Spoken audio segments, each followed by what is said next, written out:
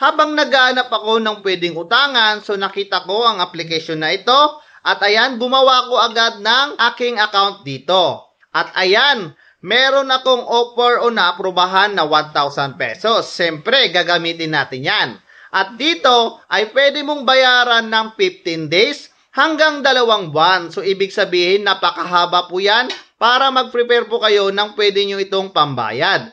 So, dito ay hindi po ito pang 7 days. At ang kinaganda nito nung umutang ako at sinubukan ko ay ang bilis lang po dumating ng pera. So, ginamit ko po ang GCash at dito ay meron siyang service fee na 15 pesos. Kaya ito po ang lalabas na magiging tatanggap mo na pera. Ang kinaganda pa rin ito ay mawawala ang service fee niya kapag binayaran mo ito ng mas maaga. Kapag binayaran mo na mas maaga, ay possible po na magkaroon pa kayo ng credit limit na mas mataas pa dito. Kaya kapag gusto nyo gumawa ng account dito, huwag nyo pong kakalimutan na pumunta po sa description para po mag-create po kayo ng account nyo dito at umutang na rin. At optional lang po, meron po silang binibigay na 200 pesos kapag naka-invite po kayo dito. Yes po, habang nakautang kayo, ay pwede rin kayong magka-earn ng pera dito na pwede nyong pambayad pag meron na kayong utang dito. Meron din akong ilalagay na video dito. Yan po ang tricks dito para po maaprubahan kayo sa loan app na ito.